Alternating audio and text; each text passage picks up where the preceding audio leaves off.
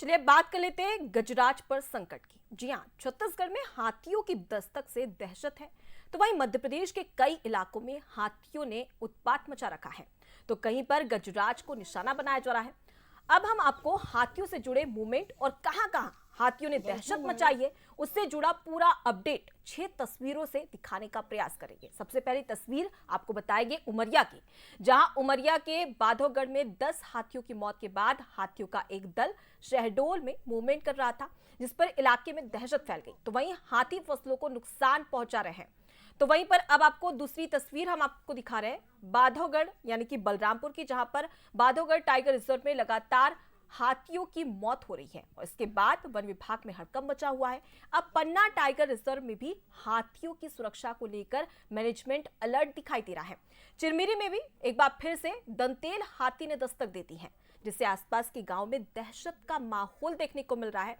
हाथी को जंगल की तरफ खदेड़ने की कोशिश भी यहां पर की जा रही है।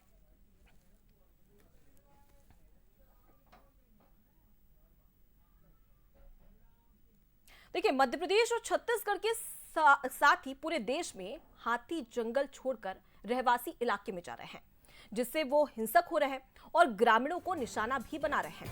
अब हम आपको ग्राफिक्स के जरिए बताने का प्रयास करेंगे कि आखिर गजराज जंगल क्यों छोड़ रहे हैं, इसके पीछे की क्या वजह है, क्या कारण है, ग्राफिक्स के जरिए समझिए। सबसे पहले आपको बता दें कि इलाकों में जंगल घट रहे हैं। जहां जंगल में खाने की कमी भी देखने को मिल रही है, तो वहीं पानी की तलाश में ये हाथी भटकते हैं और उसके बाद में रहवासी इलाके में पहुंच जाते हैं। और इसके पीछे की एक और बड़ी वजह यह भी है कि जिलों में नक्सली काफी ज्यादा एक्टिव है। तो देखिए, पानी की तलाश और इसी के चलते ये रहवासी इलाकों में जाते हैं। और दूसरी वजह यह भी बताई जा रही है कि जिलों में नक्सली काफी ज्यादा एक्टिव हैं और इसकी वजह से परेशान होकर रहवासी इलाके की ओर रुख करते हैं। वहीं जंगलों में लोगों की बढ़ती आबादी यानी कि जंगल पर भी लोगों का कब्जा देखने को मिल रहा है, अतिक्रमण यहां पर किया जा रहा है, तमाम वजह बताई जा रही है। साथ ही इलाकों में घटते जंगल, तो ये कई सारी वजह है जिसके चलते गजराज को अपना इलाका यानी कि जंगली क्षेत्र छोड़कर अब रहवासी इलाकों की ओर रुख करना पड़ता है। तो कई सारी वजह, लेकिन देश में हाथियों की आबादी कितनी है वो भी हम आपको बता देते हैं। भारतीय वन्यजीव संस्थान की रिपोर्ट के अनुसार देश में हाथियों की आबादी घट रही है। चौंकाने वाले आंकड़े भी निकलकर सामने आए हैं। 2017 में 19,825 हाथी की आबादी, 2017 के बाद इसमें 20% की गिरावट देखने को मिली है। देखिए, काफी ज्यादा चौंकाने वाला ये आंकड़ा, जहां पर हाथियों की संख्या में गिरावट देखने को मिल रही है। इससे आप समझ सकते हैं कि किस प्रकार से हाथियों पर यानी कि गजराज पर संकट देखने को मिल रहा है। इससे पहले मध्य प्रदेश की भी एक तस्वीर निकलकर सामने आई थी, जहां पर 3 दिन के अंदर 10 हाथियों की मौत हो गई थी। और इससे पहले अगर छत्तीसगढ़ की बात कर ली जाए तो देखिए, जशपुर और सरगुजा वो इलाका है जहां पर छत्तीसगढ़ में मानव और हाथियों के बीच में संघर्ष भी देखने को मिलता है।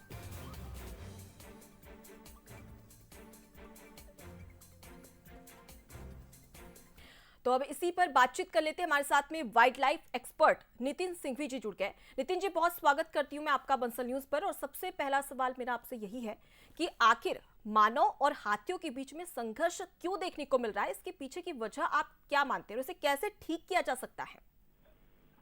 देखिएगा कि संघर्ष मानव हाथी द्वंद्व जो है, ये आज से नहीं, चाणक्य ने 2500 साल पहले ये लिखा है कि हाथी हमारे मित्र रहे, पर इनके साथ में हमारा जब भी अस्तित्व है वहां पर कन्फ्लिक्ट रहेगा ही। तो इनके साथ हमारा कन्फ्लिक्ट रहेगा ही। अब साइंस का जमाना है और हमको अर्ली वार्निंग सिस्टम पे ही आधारित होना पड़ेगा। हमको यहाँ पर भी इनका मूवमेंट होता रहता है। वहाँ ग्रामीणों को अर्ली वार्निंग सिस्टम से बहुत प्रकार से आ गए हैं और तो उनको सचेत करना पड़ेगा। और ग्रामीणों में जहाँ पर वो झोपड़ी में रह रहे हैं और वो कर रहे हैं, वहाँ उनको आसपास ले जाकर के किसी पक्का जैसा स्कूल हो गया या और कोई फैसिलिटी है वहाँ ले जाके रखना पड़ेगा। तो एक तो सबसे पहले जो जनहानि हो रही है उसको हम इस तरीके से बचा सकते हैं। और दूसरा जो है, हमारा अधिकतम जो है वो मानव हाथी द्वंद्व में जो हाथियों की डेथ हो रही है वो बिजली करंट से और इत्यादि से हो रही है, तो उसके लिए भी हमें जागरूक करना पड़ेगा। जी, नितिन जी, अगर सबसे पहले बात कर ली जाए तो देखिए छत्तीसगढ़ के कुछ ऐसे इलाके हैं जहां पर काफी ज्यादा ये सक्रिय नजर आते हैं और उनका यहाँ पर एक तांडव भी देखने को मिलता है। कई ऐसे ग्रामीण हैं, उनकी जो फसल है उसको नुकसान भी पहुंचाया है। तो इसके पीछे की वजह क्या मानी जा सकती है, क्योंकि जंगली जो क्षेत्र है वहां पर भी लगातार अतिक्रमण किया जा रहा है। देखिएगा, तांडव शब्द से मैं सहमत नहीं हूँ। हाथी कोई जानबूझ करके तांडव नहीं मचाता है। वो प्राकृतिक रूप से अपना खेत से पार करेगा तो खेत खराब हो जाता है। और वो किसी की जान करके जो है वो किसी की हत्या या मारता नहीं है। वो एक्सीडेंटल फैटेलिटी रहती है, एक्सीडेंटल उसकी डेथ होती है। जैसे झोपड़ी में वो खाना खाने के लिए, झोपड़ी से में अन्न रखा हुआ है, उसको सुगंध आ गई तो वो अन्न खाने के लिए जाएगा, जरा सा झटका देगा, झोपड़ी टूट जाती है जी। अब वो तो अन्न खा रहा है पर उस झोपड़ी टूटने से या कुछ कोई नीचे दब गया, कुछ हो गया, तो इसमें जो है घटनाएं होती हैं जी। और हमको इसमें जो है किसानों को मुआवजा राशि हमारे को तत्काल जो है वो बढ़ा करके, जो अभी 9,000 रुपए प्रति एकड़ है उसको हमको 50 से 65,000 रुपए प्रति एकड़ करना चाहिए कि जो वास्तविक जो है जो किसानों को मिल रहा है वो मिल सके। जी, तो बिल्कुल नितिन जी, अब ऐसे में देखने वाली बात होगी कि इस समस्या का हल क्या होता है। फिलहाल के लिए बहुत शुक्रिया तमाम जानकारी हम तक पहुंचाने के लिए, हमसे बातचीत करने के लिए। तो देखिए, छत्तीसगढ़ का हाल तो जान लिया कि इसके पीछे की क्या वजह है, लेकिन अब बात कर लेते हैं मध्य प्रदेश की। मध्य प्रदेश में क्या हाल है और क्यों ये संघर्ष देखने को मिल रहा है, इसकी जानकारी ले लेते हैं। हमारे साथ में wild life expert Sudesh Waghmare ji जुड़ चुके हैं। सुदेश जी, सबसे पहले तो बंसल न्यूज में आपका बहुत स्वागत करती हूँ। मानव और हाथियों के लिए कहा जाता है कि हाथी मेरे साथी, लेकिन फिलहाल की जो स्थिति नजर आ रही है उसे लेकर आप क्या कहेंगे? देखिए, एक तो पहले ये हम लोग अपना मंतव्य जाहिर करें कि बीती ताही बिसार दे आगे की सुधिले, जो 10 हाथियों की जो एक असंगत मृत्यु हो गई है उसकी बात बंद करके अब हमको आगे की योजना बनाना चाहिए जी। और आगे की योजना बनाने में हमको दक्षिण भारत की तरफ रुख करना चाहिए या कि नॉर्थ ईस्ट की तरफ, जहां पर कि कभी हाथी पाए जाते थे। उनकी टेक्निक क्या है? एक तो बचाव का सबसे बड़ा अच्छा तरीका है, पश्चिमी बंगाल में बक्सा टाइगर रिजर्व है, उन्हें हाथियों से बचाव के लिए ये जो डीसी करंट, जहां जहां संभावना रहती है कि हाथी घुसेंगे तो वहां डीसी करंट की लाइन बिछा रहती है। तो उस करंट का ये प्रभाव रहता है कि वो जानवर को नुकसान भी नहीं पहुंचाता, चिपकता भी नहीं है, और जानवर को झटका लगता है तो फिर उस तरफ दोबारा नहीं आता जी। तो एक तो उस योजना पे काम करना चाहिए डीसी करंट की। दूसरी जो है, मकान हमारे इस तरह के बने होना चाहिए। हाथी की एक मोटर्स ऑपरेंडी रहती है कि वो अपने से ऊंची वस्तु पर सामान्यतया टेक करता है। तो जो मकान हो वो इस तरह की दिखाई दे उसको कि ये मेरे से ऊंची वस्तु है जी। तो एक तो दूसरा तरीका ये अपनाना चाहिए। तीसरा तरीका हमको जो अपनाना चाहिए कि अब हमको जितना इंक्रोचमेंट, जितना जंगल जा सकता था, जितना चला गया है, उसको छोड़ के जंगल को, घना जंगल को बचाने का प्रयास करना चाहिए।